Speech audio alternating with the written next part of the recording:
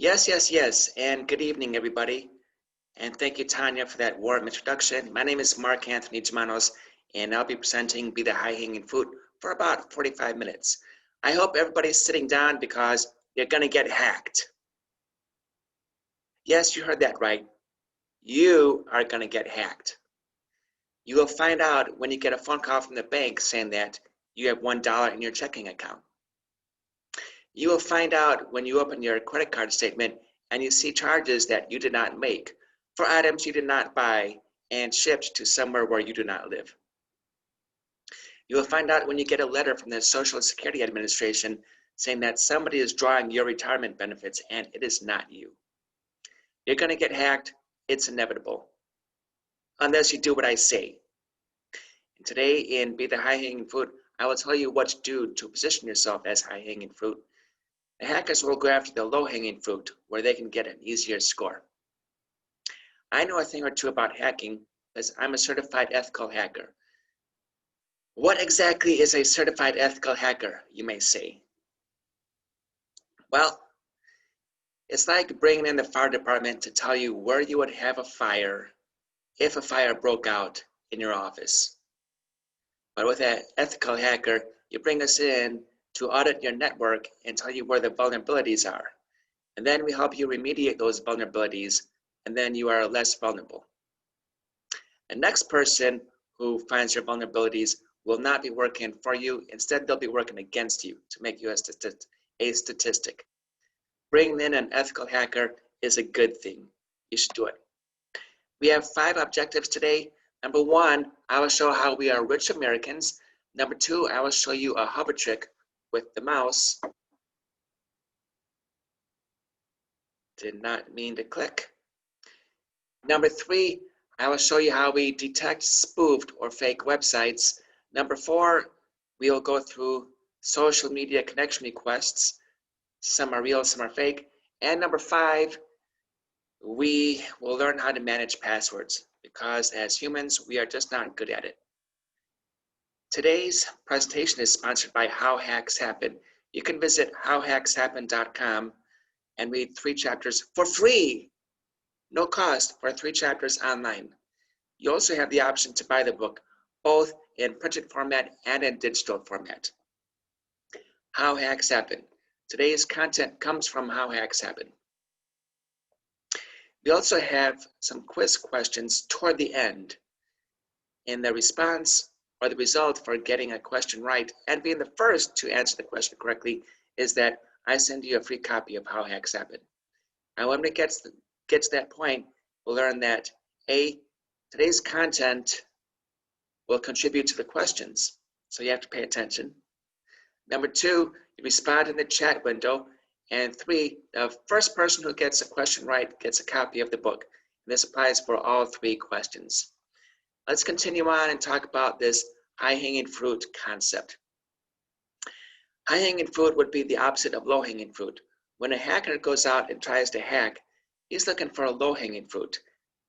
He's looking for passwords that he can use over and over, credit card numbers that he can use over and over, and social security numbers that he can use over and over. He wants an easy score. He wants to get a score with a minimal amount of time and energy. If you position yourself as the high-hanging fruit, then it becomes more difficult for him to hack you. Why bother hacking you when he can hack somebody else with much less time and energy? You position yourself as the high-hanging fruit. Let others be the low-hanging fruit, and they can get hacked. You are safe. Like, for example, later on I'll be talking about multi-factor authentication. If you have multi-factor authentication on, it becomes much more difficult and time-consuming to hack you. But for those who do not have multi-factor authentication, it's easier.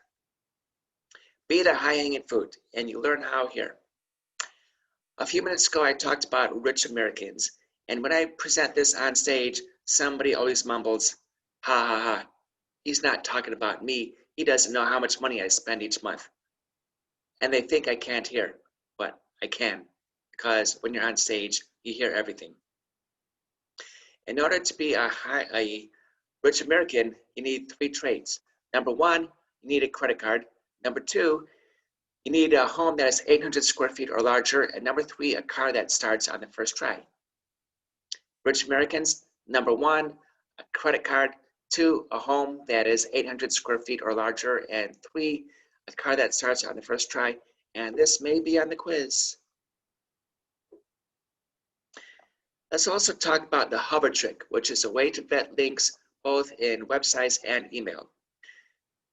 You ever find yourself looking at a piece of spam? I know we've seen hundreds or thousands of them, and ask, well, why do I feel nervous about this? Here's a link, I don't trust it. Well, what you can do is take a mouse pointer and hover over the link. When you do, your computer will show you where you would end up if you click that link. Sometimes we call this balloon help, and I have examples of a few emails that have a fake link. And when we talk about fake emails, we talk about phishing. And here are a few examples. This first one, oh, whoops, getting ahead of myself. There are 3 traits we should watch for with phishing attacks. Number 1, is there an unnecessary sense of urgency? Number 2, is there awkward grammar? And 3, is there a link that does not make sense? So it's unnecessary sense of urgency, awkward grammar, and link that does not make sense. Watch for these in these emails I'm about to show. And now, here is the first.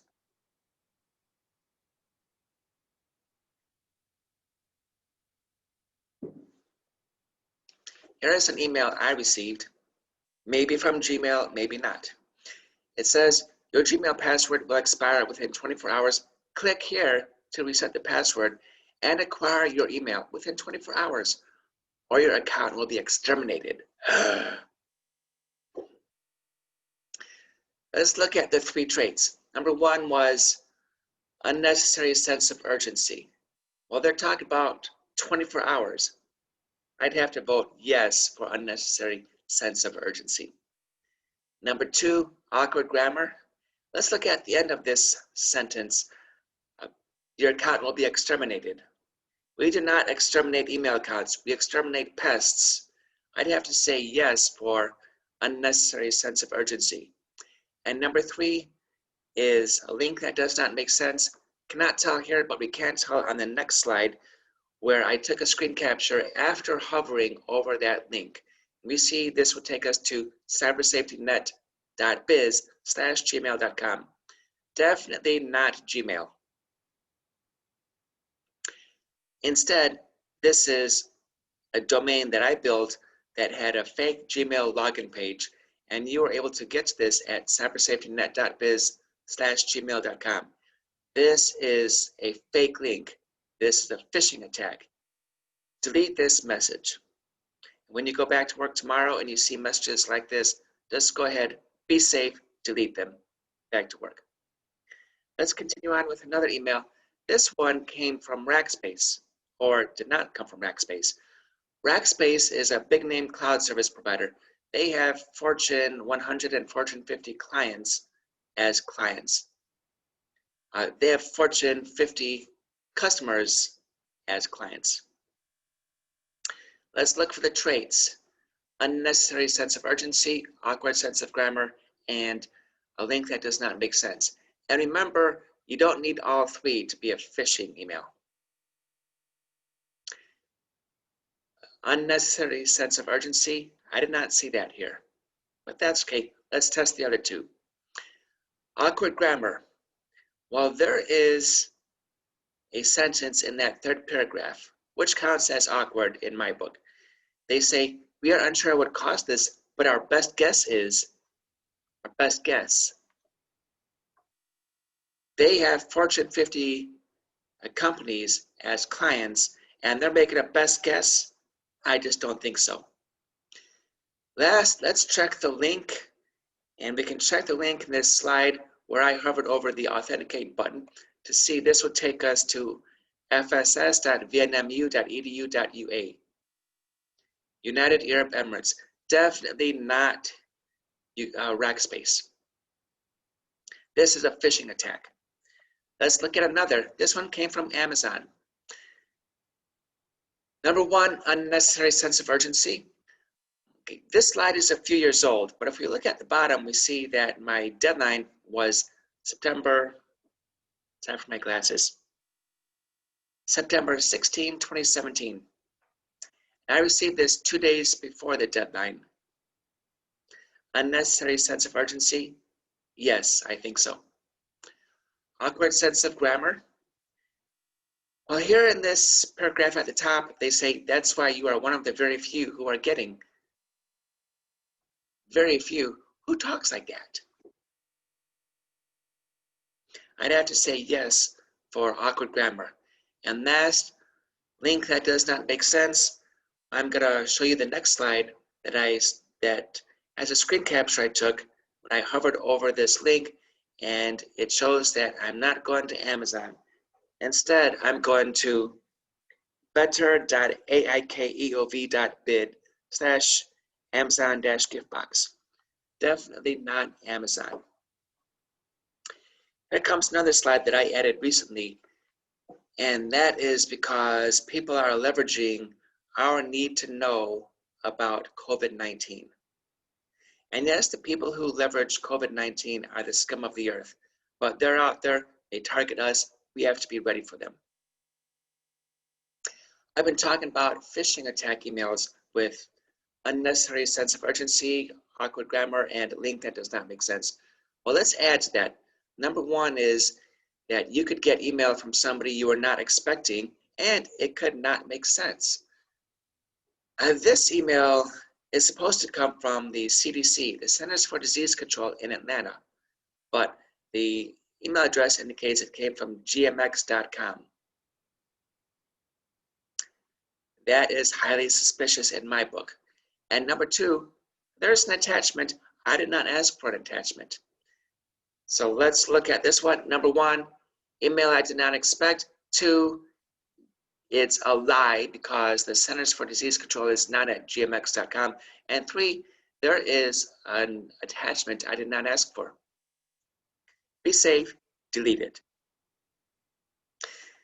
Now, sending attachments through email is not a new thing.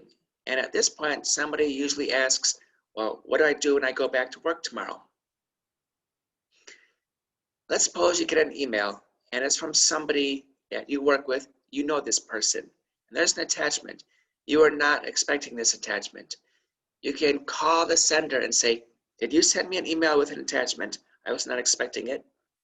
Or you can respond to the email and write, I was not expecting this attachment. Did you really send this? And then that person, the original sender, would respond, yes, I did. Or, no, we got hacked. Delete that.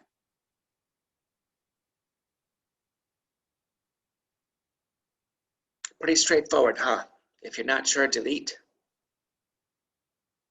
Last year, a person at a client clicked a link he should not have clicked, and he sent a virus to everybody in his address book. One person in his address book responded, I'm not used to opening attachments I did not request. Is this legit? And that person was smart. Okay, the person at the client did not think twice before clicking a link. He sent a virus, but the person one person in his address book was smart when he responded, I'm not used to opening attachments I did not request. You have to be street smart out there because you may end up getting an email with an attachment from somebody you know, but if they got hacked or if they clicked a link they should not have clicked, you will still get an email. Let's continue on and go to the spoof quiz. So far we've been talking about phishing, which is fake email. Now here we have spoof, which would be fake website. Phishing is fake email, spoof is fake website. Maybe on the quiz. I have 9 slides of websites. Some are real, some are fake or spoof. I will show each slide for 2 seconds and then jump to the next. Remember, with a spoof website, there are some traits you should look for. Number one is, does the body correspond with the address? If you're looking at a page that looks like Amazon.com, then up in the address bar, you should see Amazon.com. And number two, is the site secure? Meaning, Is there a security certificate that helps prove the site is legit? Are you ready for the quiz? 9 websites, 2 seconds each. 1001, 1002, 1001, 1002, 1001, 1002, 1001, 1002, 1001, 1002, 1001, 1002, 1001, 1002, 1001, 1002, 1001, 1002. Woo! Time for more water.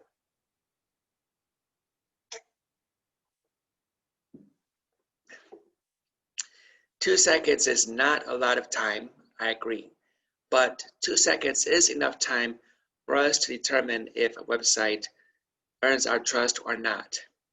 Like at that American Airlines website, I could look at that and within 2 seconds say, yes, this is where I need to type in my American Airlines frequent flyer number and password because I have a trip coming up.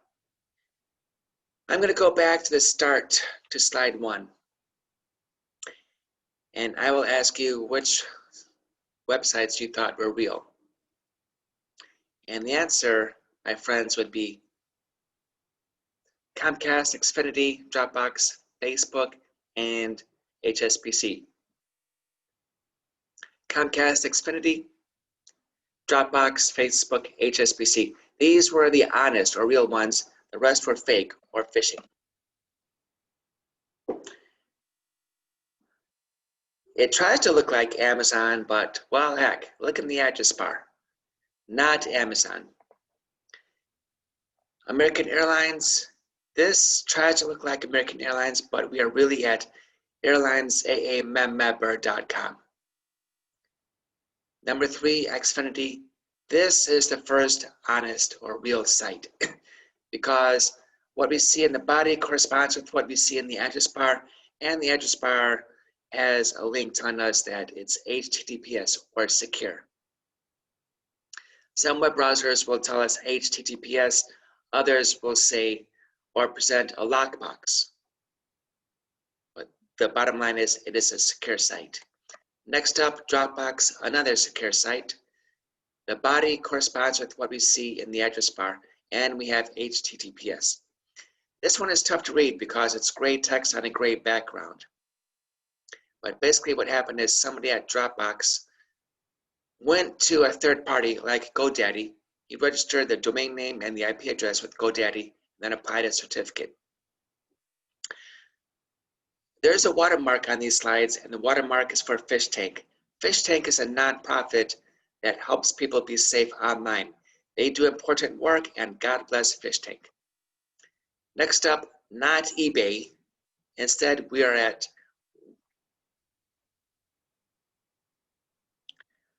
ytfh.co.uk. We are looking at a website in Ukraine. Next up, Facebook. This is an old and kind of raw Facebook login page compared to what they have now. But the body does correspond with what we see in the address bar, and we do have HTTPS. Next up is HSBC. Yes, it looks like a login page for a bank, and what we see in the address bar does say HSBC, and it has HTTPS. Next up, a fake PayPal site. We are in Mexico. And last, a fake Twitter login page. Even though we have twitter.com in the address bar, we are not at Twitter. Instead, we are at twitter.com.all09.info. Gotta be careful out there.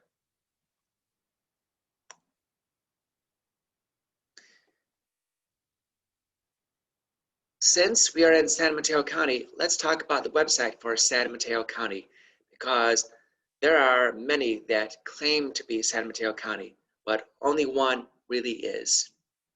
I'm going to show you the real website for San Mateo County. And we know it's real because the body corresponds with what we see in the address bar, smc.gov.org, and there's a certificate. So here's how certificates work.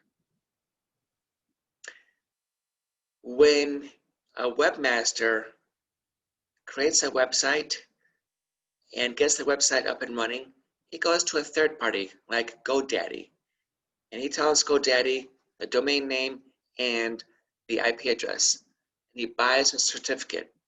Then GoDaddy issues him that certificate. He applies it to the website. When your web browser goes to that site, it goes to the site, then it goes to GoDaddy to verify that the site is legit. And this one is, I can tell because I expanded the certificate information, and that tells me that this truly is smc.gov.org, and the verifying party or the certificate authority is GoDaddy. This screen capture has a padlock in the address bar. This is a recent screen capture, and I took this screen capture with Google Chrome. Whereas back here, we had HTTPS in the address bar. Same end result. HTTPS tells you the site is secure, and the lock or the padlock tells you the site is secure. As opposed to this one, which is not San Mateo County, and there are a few problems with this site. Number one, it's ugly. Number two, see that wide left margin? There's also a wide right margin. I just did not include the wide right margin in the screen capture. I think what happened is somebody a long time ago, maybe working for a Chamber of Commerce, built this site and then abandoned it. Because it's ugly. Websites these days do not have wide left margins and wide right margins. Space in your web browser window is important. Maximize it. Also, looking at the top, we see the site is not secure. Whomever published this site did not bother to go to GoDaddy or another third party to buy a security certificate. Buying and applying a security certificate is not as tough today as it was 20 years ago when I started doing this. There is no excuse for a website to not have a certificate. If you don't have a certificate, or if you're looking at a site that does not have a certificate, click away because it's probably not legitimate. Now let's continue on and talk about web browsers and toolbars. People like to add toolbars and they think that there are no repercussions, but there are. Because the toolbars clutter your screen, they obscure viruses and malware, and they create billable work for me. Because I've seen a lot of instances where toolbars slow down computers. I go in, I delete the toolbars, and the computers work faster, and thank you, here's your invoice. Not that tough to make a computer faster when you see the web browser is overwhelmed by toolbars like this. In my opinion, you need only toolbars. You only need 2 toolbars. LastPass, which we'll talk about in a few minutes, and Adobe Acrobat. Most of the others are optional. And I see a question coming in. Yes, you should use or create bookmarks in place of toolbars. Bookmarks will not take up memory, and bookmarks will not hide viruses, but toolbars do.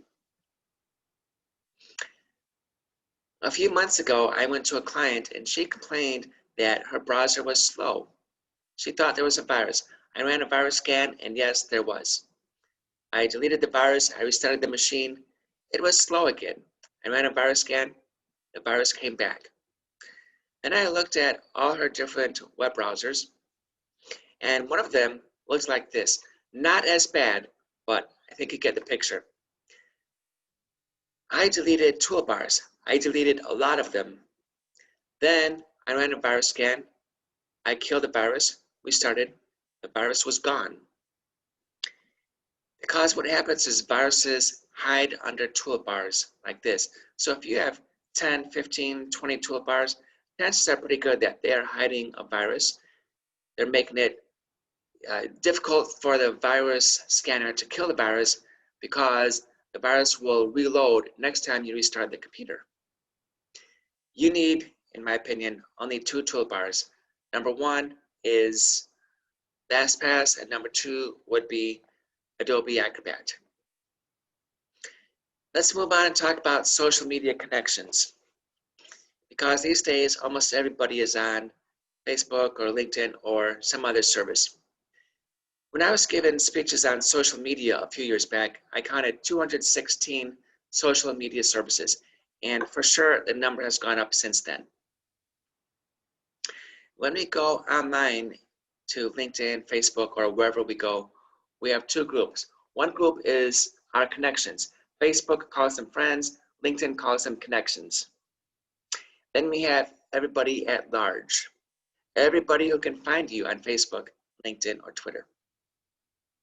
We also share information, and we share information to help us establish connections. One thing I shared on both Facebook and LinkedIn is I am an alumni of Michigan State University. And it seems these days, every time I go to LinkedIn, they show me connection requests of other people who are alumni of Michigan State, are faculty at Michigan State, or are current students at Michigan State. LinkedIn thinks that since I went to Michigan State, I want to connect with others who went to Michigan State. And that is pretty wise on their part. We have two groups, friends or connections, and then everybody. And we share information with the friends or connections, and we share more information with friends and connections than we do with everybody. We share our pictures of our families, pictures of our dog, pictures of our house, our car, where we work. We share information on where we are going on vacation. We share that with friends or connections, a rather small group. Let's suppose I want to hack you, and I want to find out what your kids look like. I also find out when your next vacation will happen. Well, you're probably not sharing that information with Facebook as a whole, but you probably do share with your Facebook friends. I can send you a Facebook friend request and ask you to accept that request. Then I become part of your group of friends. Then I see this more specific, more personal information you share with your friends. Pictures of you, pictures of your family, pictures of your car, of your house, of where you work, and most importantly, where you are planning to go on vacation. I am going to show you 3 connection requests. I'm going to show you the picture, the name, and a summary of that person. Then ask you if you would accept or if you would ignore or delete that request. And I'm going to read the verbiage because some people have audio only. First up will be Cassandra, who works in LA and she runs neighborhood watches. She's a single mom. She's a receptionist for a federal government agency's Los Angeles office. She helps establish neighborhood watches. She tells everybody that the country will be screwed up until we elect Elizabeth Warren as president. She's getting a little political there. Next up is Tom. He's a student in Palo Alto, and he does not have much free time at all. He works part-time at a coffee shop. He plays computer games in his precious free time.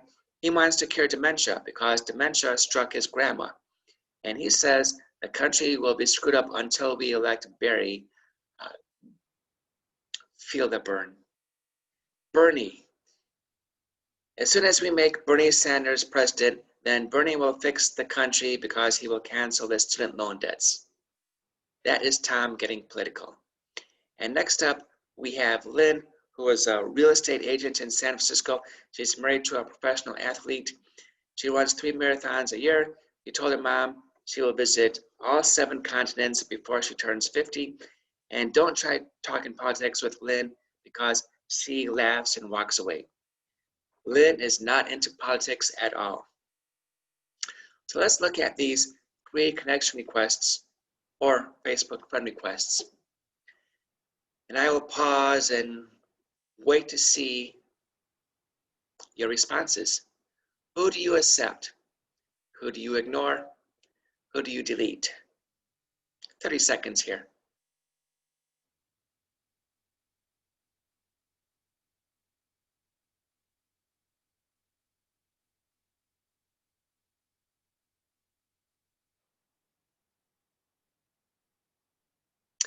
All right, I see names coming in for the connection requests or Facebook friend requests that you would accept. And fasten your seatbelt, my friends, because all of these are fake. The pictures are fake, the names are fake, and the summaries are fake. I'm a writer, I wrote these 3 summaries. But you'd have to say, these are pretty beautiful. There is a website where you can go and create a computer-generated picture. And I did that for Cassandra, Tom, and Lynn, and a few other people that I post online. The summaries are also fake, and I wrote those. You have to watch for fake connection requests or Facebook friend requests because people are trying to learn more about you, and they know that you will share personal information with connections or Facebook friends, not with LinkedIn as a whole or Facebook as a whole. Something to watch out for. Now I think it's time for a quiz, and yes, we are more than half finished. Here's your first question. What are the 3 criteria for being a rich American? Remember early on, I had 3 criteria for rich Americans. Please type them in the chat window. Whoever types the 3 criteria first will get a free copy of How Hacks Happen.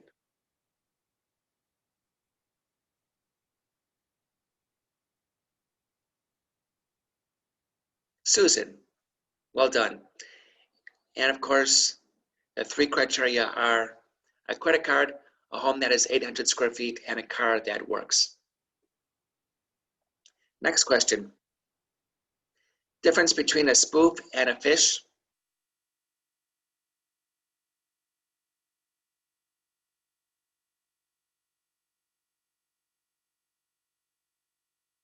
Yes, Tanya.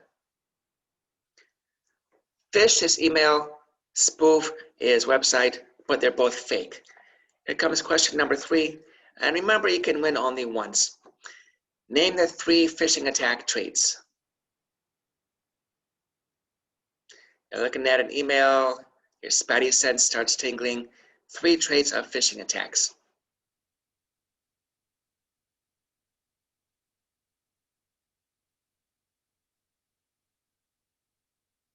Yes, Robert.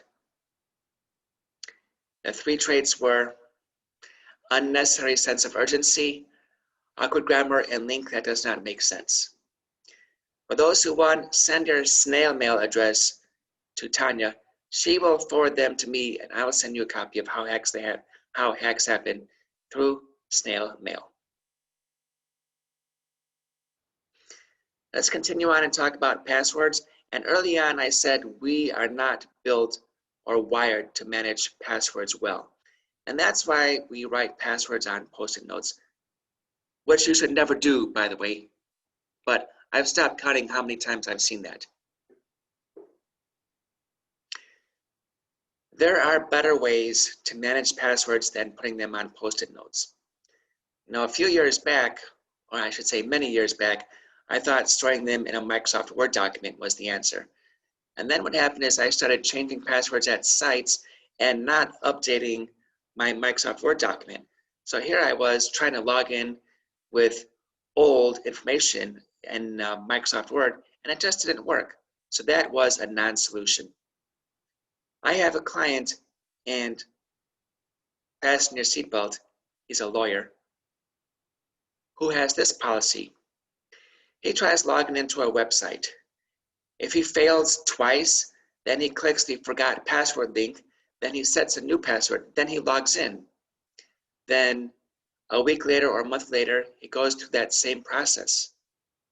He thinks, well, heck, if I can't get it right within 2 tries, I'll just reset the password.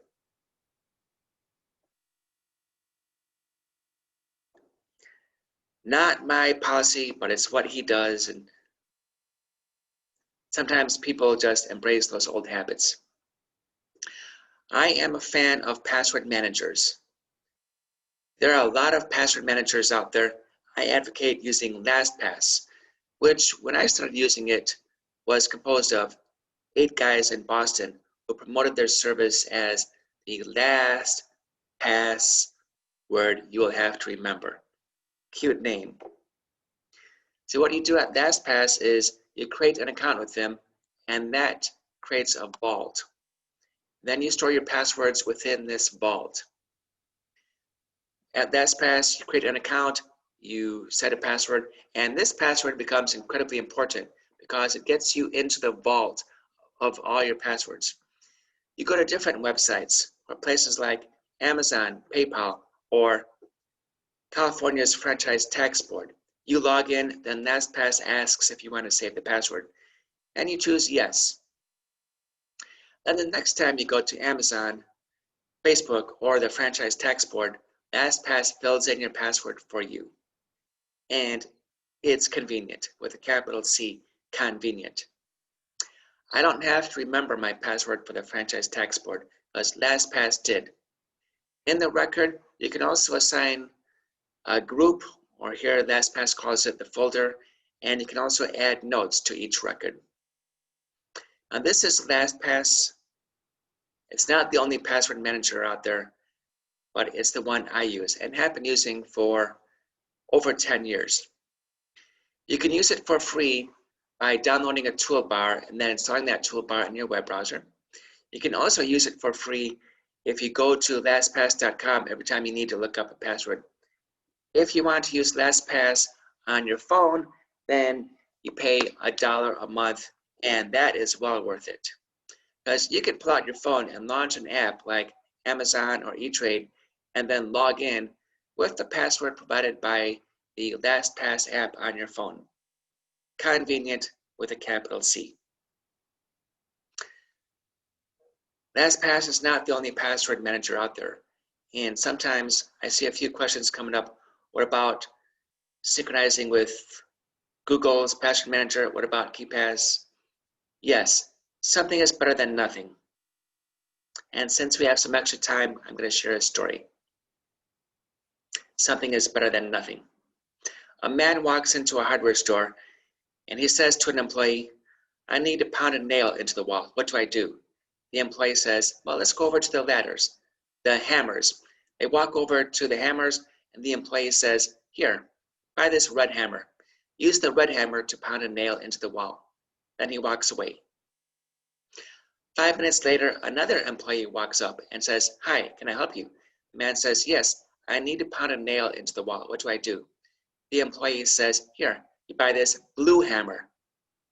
Use the blue hammer to pound a nail into the wall. Then he walks away. 5 minutes later, the man is looking at the green hammer, then the blue, then the red. He cusses. He throws up his arms in disgust. All he wants to do is pound a nail into the wall. It doesn't matter if he uses a red hammer, a blue hammer, or a green hammer. He just needs a hammer. So whatever password manager you're using, it's better than this. Continuing on with another big benefit of password managers, and that is that they will change your password for you and then update their record for the new password. Here is my Twitter password, and by the way, that is not my current Twitter password. I took this screen capture, added it to the slideshow, and then changed my password. But one day I was at Twitter, I decided I should change the Twitter password. I let LastPass suggest a new password. I accepted that. LastPass changed my password at Twitter, then updated this record.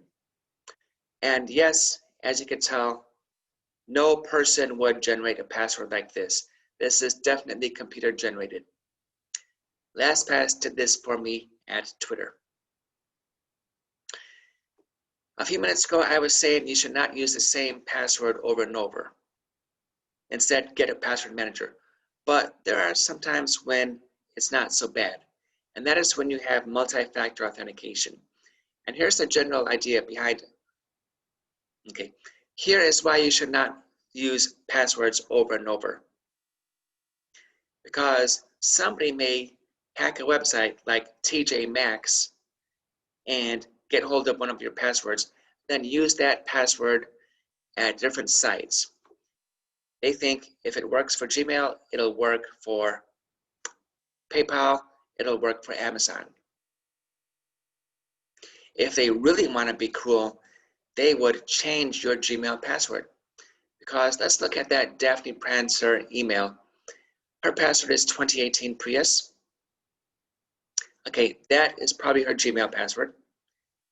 And if it's her Amazon or PayPal password, then the hacker would go to Gmail and change Daphne's password. Then go to Amazon and log in and start buying things. Amazon will send Daphne an email saying there's a new login from a different IP. Daphne won't see those because she can't even get into her email. Pretty cruel, huh? Now let's talk about multi-factor authentication. When you go to a website and try logging in, the website challenges you. It challenges you based on 3 criteria. What you know, what you have, what you are. What you know, what you have, what you are. And if they charge you based on just 2 factors, maybe what you know and what you have, we call that 2-factor authentication. What you know is usually a password. What you have is usually a smartphone that is able to receive texts or is running an authentication app like Google Authenticator. And what you are would be a fingerprint which you use to log into your machine. On my notebook here, I have a fingerprint reader. Sometimes I log in by tapping a pin. Sometimes I just swipe my index finger over the fingerprint reader. That logs me in. I'm also using an iPhone XR that has a camera in the display. So I can open up my case, look at the display, the camera will see it's me. It compares my facial image to what is already saved, and it logs me in. That'll be what you are, my facial image or my fingerprint. I'm using multi-factor authentication at Microsoft. When I go to Microsoft, I log in with one of my email addresses and a password. Then Microsoft sends a text right here to my trusty old iPhone. These are 6-digit pins. I type in the pin and then pow, I'm in Microsoft. The pins are good for 30 seconds. This will time out, and I could have a scenario where I try logging in to Microsoft and then the pin won't work because I waited too long. That's okay. I try logging in again. Microsoft sends another pin. A benefit here is if somebody were to get hold of my Microsoft password, he would go to Microsoft.com and log in with that same email address and password, and then I would get a text, not him. Remember, I'm the one holding the phone. If I see 3 or 4 texts from Microsoft coming in, I would know that somebody is trying to hack as me, trying to hack into my Microsoft account. But of course, he fails. He doesn't have my phone. I do. Remember, it's what you know and what you have. I know the password, and so does he. What you have is the phone. I have the phone. He does not. That is why multi-factor is more secure.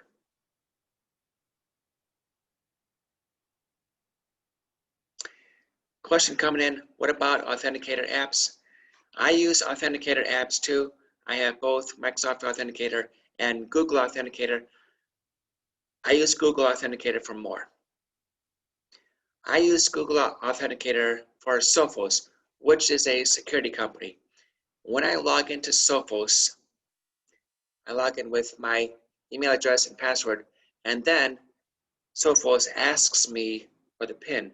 Sophos did not send it through a text. Instead, they want me to look at my Google Authenticator here on my iPhone and then type in the PIN.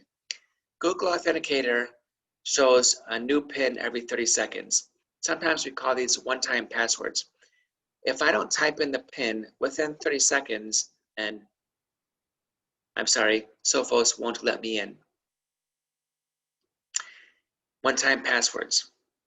This is an even stronger security measure than sending a text, because the text may be valid for 30 seconds, maybe longer, but Google Authenticator one-time passwords definitely are valid for 30 seconds because they run for 25 seconds, then the pin changes from blue to red for 5 seconds, and then pow, it switches to a whole new pin. Google Authenticator was free, and I'm seeing a lot of websites roll out multi-factor authentication with no extra charge. It works to their benefit because they have fewer people getting their accounts hacked, and it works to your benefit because the chances go down immensely when you have multi-factor authentication. Remember early on when I was talking about high-hanging fruit and low-hanging fruit? Well, multi-factor authentication is one way to position yourself as high-hanging fruit. My Microsoft account has two-factor authentication. Therefore, somebody would need my email address, my password, and my phone to get into my Microsoft account. I am high-hanging fruit. But for somebody who tries logging into Microsoft without try logging in to an account that does not have multi-factor authentication, they just need the email address and the password. There will not be a prompt. There will not be a pin that Microsoft sends a text to. There will not be, Microsoft will not send a text with a pin if the person did not set up multi-factor authentication. Long day, my friends. Let's wrap up. You have 3 calls to action. Number 1 is you can go to KnowBe4, which is a security awareness training company in Tampa. You enroll your organization. They send fake phishing emails and then monitor to see who is gullible enough to click the links and who isn't. They also publish security awareness training through web-based modules. I am a partner of KnowBe4. They have public available pricing. I get a commission on my clients, but the commission ain't worth bragging about. What's important is that you become safer. Number 2, you go to HowHacksHappen.com. You read 3 chapters for free, or you buy the book as a printed copy or as a digital copy that you download as a PDF. Last, you go to LastPass. I was just talking about password managers. LastPass is not the only one out there, but a solution is better than no solution. LastPass is free if you use a toolbar or if you go to a web browser. You pay $1 a month to install the app on your smartphone. You know what, my friends? We are done. I know your time is valuable. I know your time is valuable. I know there are other things you could have been doing today, but you chose to listen to me talk about positioning yourself as high-hanging fruit. And for that, I thank you. Have a good day, everybody. Thank you for letting me be here.